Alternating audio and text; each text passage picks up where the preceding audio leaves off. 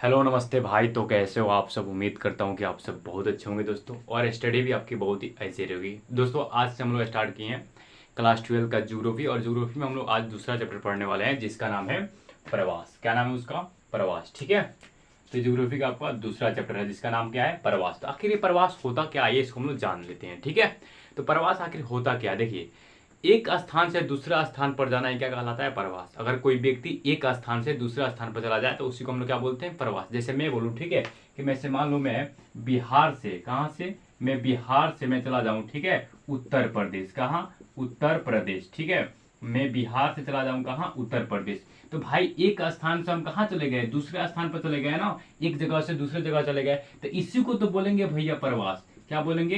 प्रवास। ठीक है, तो प्रवास किसे कहेंगे? अगर कोई व्यक्ति एक स्थान से दूसरा स्थान तक जा रहा है ना, तो उसी को हम लोग बोलते हैं प्रवास। ठीक है, अगर देखिए वीडियो अच्छा लगेगा, ठीक है, और वीडियो आपको अगर आपको समझ में आएगा तो वीडियो को लाइक जरूर कीजिएगा। चैनल पर नए होंगे तो चैनल को जरूर सब्सक्राइब कर लीजिएगा भाई। ठीक है, तो प्रवास किसे कहेंगे आपको समझ में आ गया। अगर कोई व्यक्ति एक स्थान से यानी एक जगह स्थान से दूसरे स्थान तक जाना ही क्या कहलाता है? प्रवास कहलाता है। एक स्थान से दूसरा स्थान पर जाना क्या कहलाता है? प्रवास कहलाता है। समझ में आ गया। तो यहाँ पे लिखा गया है सबसे पहले प्रवास का डिफिनेशन ये क्या होता है। ठीक है, तो लिखा गया है एक स्थान से दूसरे स्थान पर जाना। एक स्थान से दूसरे स्थान पर जाना क्या कहलाता है मेरे दोस्त? तो प्रवास कहलाता है। क्या कहलाता है? तो प्रवास कहलाता है। जैसे मैं बोलूँ कि मान लीजिए कोई व्यक्ति जो पटना से जा रहा है कहाँ? दिल्ली। ठीक है, तो ये आपका एक स्थान से दूसरे स्थान पर गमन कर रहा है। ठीक है, तो पटना से जा रहा है दिल्ली, तो ये क्या हो? इसी को तो बोलेंगे प्रवास। क्या बोलेंगे? प्रवास। ठीक है, तो एक स्थान से दूसरे स्थान तक जाना ही क्या कहलाता है? प्रवास कहलाता है। जैसे कोई व्यक्ति मान लीजिए भारत से कहाँ चला गया? अमेरिका, तो एक स्थान से दूसरे स्थान तक पर चला गया, तो इसी को हम लोग क्या बोलेंगे? प्रवास बोलेंगे। ठीक है, क्या बोलेंगे? प्रवास। प्रवास समझ में आ गया है ना। यानी प्रवास कहने का मतलब क्या होगा कि एक स्थान से दूसरे स्थान पर चल जाना।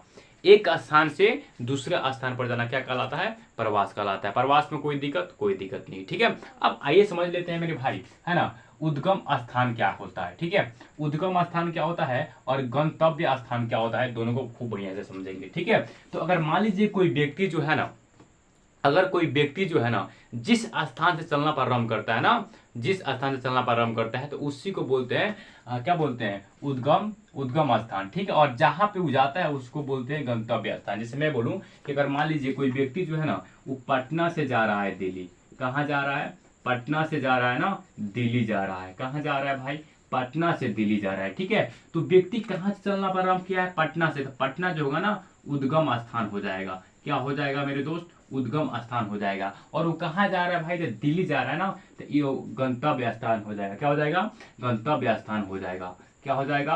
गंतव्य स्थान हो जाएगा। बोलिए समझ में आया कि नहीं आया? अगर कोई व्यक्ति जहां से चलना प्रारंभ करता है ना, अगर कोई व्यक्ति जहां से चलना स्टार्ट करता है, जहां से चलना प्रारंभ करता है ना, उसको क्या बोलते हैं? उद्गम स्थान बोलते हैं। अगर व्यक्ति वो जहां पे चला जाएगा ना उसको क्या बोलते हैं? गंतव्य स्थान बोलते हैं। ठीक है, पूरी बातें समझ में आ रही है आपको? देखिए यहाँ पे लिखा गया है उद्गम स्थान क्या होता है। ठीक है, तो जब लोग एक स्थान से, है ना, दूसरे स्थान तक जाते हैं तो वो स्थान जहां से लोग गमन करते हैं, यहाँ यानी जहां से लोग जाते हैं, गमन करते हैं, उसको हम लोग क्या बोलते हैं? उद्गम स्थान बोलते हैं। क्या बोलते हैं उसको हम लोग? उद्गम स्थान बोलते हैं। जैसे मैं बोलूँ मेरे भाई, ठीक है, जैसे मैं बोलूँ कि अगर कोई व्यक्ति जो है ना, अगर कोई व्यक्ति जो है पटना से मान लो दिल्ली जा रहा है, पटना से कहाँ जा रहा है जी? दिल्ली जा रहा है, तो ये जो पटना होगा ना आपका, ये क्या होगा? उद्गम स्थान होगा। क्या होगा? उद्गम स्थान होगा। ठीक है, यही आपका उद्गम स्थान हो जाएगा। बोलिए समझ में आया कि नहीं आया? कोई दिक्कत? समय मालूम कोई व्यक्ति जो है बेतिया से पटना जा रहा है। कहाँ जा रहा है जी? बेतिया से पटना जा रहा है, तो बेतिया से चलना प्रारंभ किया ना, वो पटना तक जाएगा। बेतिया से पटना जा रहा है, इसका मतलब क्या हुआ? वो बेतिया से चलना प्रारंभ कर रहा है, तो बेतिया जो आपका होगा ना वो क्या हो जाएगा? आपका उद्गम स्थान हो जाएगा। क्या हो जाएगा? आपका उद्गम स्थान। बोलिए समझ में आया कि नहीं आया? कोई दिक्कत? कोई दिक्कत मेरे वो दोस्त?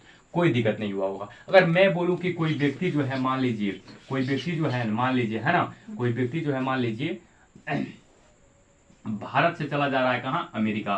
भारत से कहाँ जा रहा है जी? अमेरिका जा रहा है। अमेरिका। भारत से कहाँ जा रहा है जी? अमेरिका जा रहा है, तो आपका जो भारत होगा ना वो ये उद्गम स्थान हो जाएगा। क्या हो जाएगा? उद्गम स्थान हो जाएगा। बोलिए समझ में आया कि नहीं आया? ठीक है, तो यहाँ पे यही लिखा गया उद्गम स्थान का डिफिनेशन लिखा गया है कि जब लोग एक स्थान से दूसरे स्थान तक जाते हैं, जब लोग एक स्थान से दूसरे स्थान तक क्या करते हैं, जाते हैं, जब लोग एक स्थान से दूसरा स्थान तक जाते हैं, एक स्थान से दूसरा स्थान तक जाते हैं, तो वह स्थान जहां से लोग गमन करते हैं, वो स्थान जहां से लोग गमन करते हैं, जहां से लोग गमन करते हैं, जहां से लोग गमन करते हैं, उसी को तो बोलते हैं उद्गम स्थान। ठीक है, तो क्या ये आपको उद्गम स्थान समझ में आ गई? कोई दिक्कत नहीं होना चाहिए भाई आपको। अगर 1% की भी अगर आपको दिक्कत है तो आप कमेंट में जरूर बताइएगा। ठीक है, चलिए अगला क्वेश्चन बढ़ते हैं हम लोग। गंतव्य स्थान, ये भी आपको समझा दिए गंतव्य स्थान किसे कहेंगे। गंतव्य स्थान किसे कहते हैं कि जब कोई व्यक्ति जो है ना एक स्थान से दूसरा स्थान तक जाता है। ठीक है, जब कोई, यहाँ पे लिखा गया है जब लोग एक स्थान से दूसरे स्थान तक क्या करते हैं, जाते हैं, तो जिस स्थान में आगमन होता है, आगमन मतलब क्या हुआ, आते हैं, आगमन मतलब क्या हुआ, आते हैं, जिस स्थान में आते हो उसी को हम लोग क्या बोलते हैं, गंतव्य स्थान कहते हैं। जैसे मैं बोलूं कि कोई व्यक्ति जो है भारत से अमेरिका चला गया। कहाँ चला गया जी? भारत से अमेरिका चला गया, है ना। भारत से कहाँ चला गया? अमेरिका। तो भारत से चलना प्रारंभ कर रहा है ना, तो इसको क्या बोलेंगे, उद्गम स्थान बोलते हैं। क्या बोलते हैं इसको? उद्गम स्थान। लेकिन वो चला कहाँ गया जी? अमेरिका।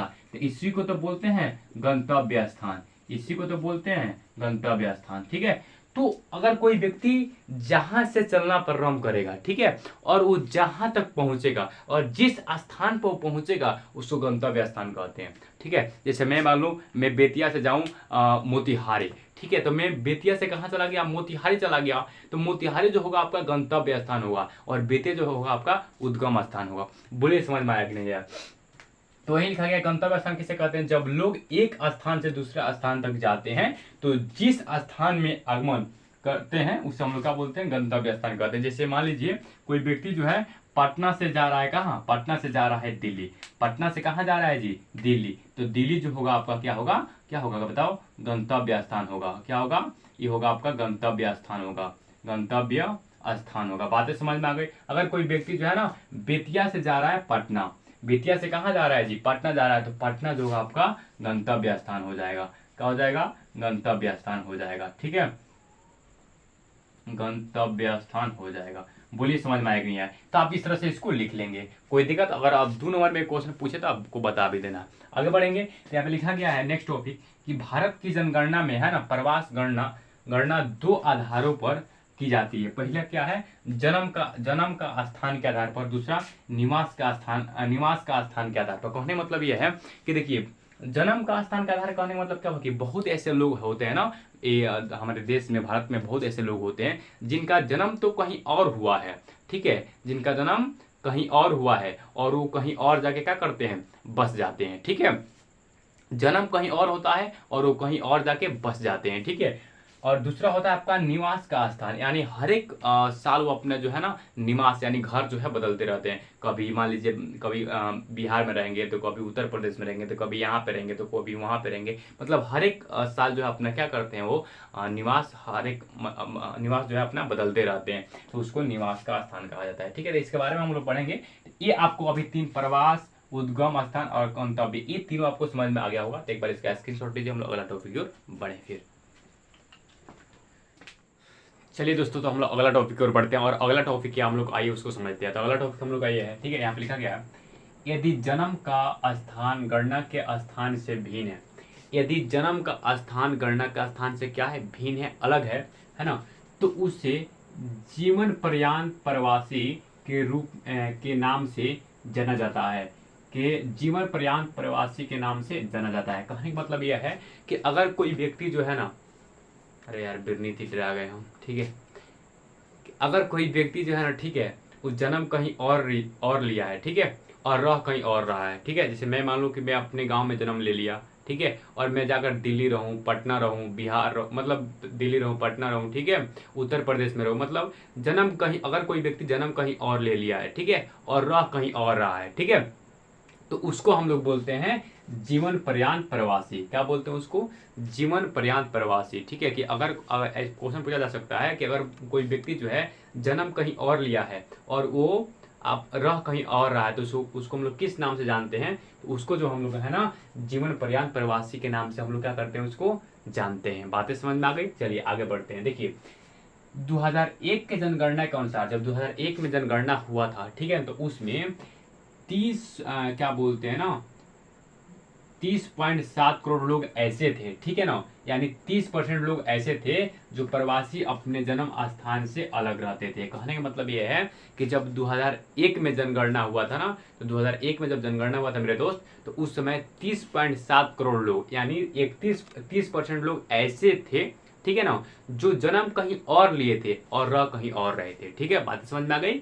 2001 में जब जनगणना हुआ था तो 30% लोग ऐसे थे, 30% लोग ऐसे थे जो जन्म कहीं और लिए थे और रह कहीं और रहे थे। बातें समझ में आ गई? अच्छा, 2001 में जब जनगणना हुआ था ना, 2001 में जब जनगणना हुआ था ना, तो भारत की जनसंख्या है ना 102.7 करोड़ थी। कितनी थी? 102.7 करोड़ थी। इस बात को आप याद रख लेना। ठीक है, आगे बढ़े, चलो आगे बढ़ते हैं भाई। ठीक है, तो हम लोग जान गए इस बात को कि जब 2001 में जनगणना हुआ था ना, 2001 में जब जनगणना हुआ था उस समय बताइए है ना कितने ऐसे लोग थे जो जन्म कहीं और लिए थे और रह कहीं और रहे थे? तो कितने लोग थे? तो ये 30% लोग थे। कितने लोग थे मेरे दोस्त? 30% लोग थे, यानी 30.7 करोड़ लोग थे। कितने लोग थे? 30.7 करोड़ लोग थे। बातें समझ में आ गई? इसमें कोई दिक्कत आपको? कोई दिक्कत नहीं। मैं आगे बढ़ते हैं। देखिए नेक्स्ट है देखिए, यदि निवास का पिछला स्थान गणना के स्थान से भिन्न हो तो निवास के पिछले स्थान से है ना प्रवासी के रूप में माना जाता है ना। अर्थात कहने मतलब कि यदि निवास का पिछला स्थान गणना के स्थान से भिन्न हो तो निवास के पिछले स्थान से है ना निवास के पिछले स्थान से प्रवासी के रूप में माना जाता है। अर्थात कहने का मतलब यह है कि अगर कोई व्यक्ति अपना निवास है ना, निवास कहने मतलब क्या हुआ? जो जहाँ रहता है, ठीक है। इसमें हम लोग कहाँ निवास करते हैं? तो हम लोग जगन्नाथपुर में निवास करते हैं, ठीक है, बिहार में निवास करते हैं, ठीक है। तो कहने का मतलब यह है कि अगर कोई व्यक्ति अपना निवास जो है हमेशा बदलता रहता है, अर्थात अपना रहने का ठिकाना जो है हमेशा बदलता रहता है। जैसे मैं मान लूँ कि आज मैं जगन्नाथपुर में हूँ, 10 क्या बोलते हैं साल भर बाद मैं कहीं दिल्ली चले जाऊँ, साल भर बाद मैं कहीं पटना चले जाऊँ, साल भर बाद मैं फिर कहाँ चले जाऊँ, उसके बाद मान लो उत्तर प्रदेश चले जाऊँ, मतलब अलग अलग स्थानों पर मैं क्या करूँ, चले जाऊँ। तो उसी को हम लोग क्या बोलते हैं? निवास के पिछले स्थान से प्रवासी। निवास के पिछले स्थान से क्या बोलते हैं? प्रवासी बोलते हैं। कि अगर कोई व्यक्ति जो है ना अपना हर साल जो है निवास स्थान बदलता है, अर्थात अपना रहने का हर एक साल जो है ठिकाना बदलता है, तो उसी को हम लोग क्या बोलते हैं? तो उसी को बोलते हैं निवास के पिछले स्थान से प्रवासी। समझ में आ गया? देखिए अब जब 2001 में जनगणना हुआ था ना, 2001 की जनगणना के अनुसार जब हुआ था तो 31.5 करोड़ लोग ऐसे थे, सॉरी हाँ 31.5 करोड़ लोग ऐसे थे, यानी 31% लोग ऐसे थे प्रवासी निवास के पिछले स्थान से अलग रह रहे थे। कहने का मतलब यह है कि जब 2001 में जनगणना हुआ था, ध्यान से समझना मेरी बातों को, कि जब 2001 में जनगणना हुआ था ना, तो यहाँ पे 31% लोग ऐसे थे है ना जो अपना हर एक साल निवास बदलते थे, निवास स्थान बदलते थे। मतलब साल भर पहले वो कहीं और रहते थे, फिर साल भर बाद कहीं और चले जाते थे, फिर साल भर बाद कहीं और चले जाते थे। मतलब प्रत्येक साल जो है अपना वो क्या करते थे? निवास स्थान बदलते थे। कितने लोग? 31% लोग, यानी कह सकते हैं 31.5 करोड़ लोग ऐसे थे ना, 31.5 करोड़ लोग ऐसे थे भारत देश में, ठीक है, कि अपना हर एक साल जो है अपना निवास स्थान बदलते थे। ठीक है, कोई दिक्कत इसमें? कोई दिक्कत नहीं हुआ होगा? तो क्या ये दोनों बातें आपको जो लिखे हम ये वाला और ये वाला टॉपिक जो है आपको समझ में आ जाना चाहिए भाई। ठीक है, तो आ गया होगा समझ में, इसमें कोई दिक्कत नहीं। आप एक बार अगर समझ में नहीं आया ना तो एक बार वीडियो को आप रिफ्लेक्स करके जरूर देख लेना भाई पीछे। ठीक है, क्योंकि यहाँ पे इस बातों को समझ लेना है आप, बहुत इंपॉर्टेंट बातें हैं ये। ठीक है, जो दोनों बातें हम आपको बताए हैं। ठीक है, कोई दिक्कत? ये दोनों बातों को एक बार रिफ्लेक्स करके जरूर समझ लेना, आपको समझ में आ भी गया होगा। अब देखिए, अब आते हैं आगे। तो प्रवास जो होता है ना, 2 प्रकार का होता है। प्रवास कितने प्रकार का होते हैं? तो 2 प्रकार के होते हैं। ये क्वेश्चन आपसे पूछ लिया जा सकता है कि प्रवास कितने प्रकार के होते हैं? तो प्रवास जो होते हैं मेरे दोस्त 2 प्रकार के होते हैं। ठीक है, पहला होता है ना आंतरिक प्रवास। क्या होता है? आंतरिक प्रवास। ठीक है। दूसरा होता है अंतर्राष्ट्रीय प्रवास। ठीक है। प्रवास कितने प्रकार के होते हैं? तो प्रवास आपका दो प्रकार के होते हैं। एक होता है आपका आंतरिक प्रवास और दूसरा होता है आपका अंतर्राष्ट्रीय प्रवास। तो आखिर आंतरिक प्रवास आखिर ये होता क्या है? ठीक है। तो अगर कोई व्यक्ति एक स्थान से, अगर कोई व्यक्ति अपने देश के भीतर, अपने देश के भीतर, देश के बाहर नहीं, अपने देश के भीतर एक स्थान से दूसरे स्थान तक जाता है तो उससे आंतरिक प्रवास कहा जाता है। अगर कोई व्यक्ति अपने देश के बाहर, ठीक है ना, एक स्थान से दूसरा स्थान तक जाता है तो उससे अंतर्राष्ट्रीय प्रवास कहा जाता है। जैसे मैं बोलूँ आपको, यहाँ पे समझाने का प्रयास करूंगा छोटी सी बात लेकर। यहाँ पे सबसे पहले समझ लेता हूँ आपको कि आंतरिक प्रवास किसे कहेंगे। ठीक है।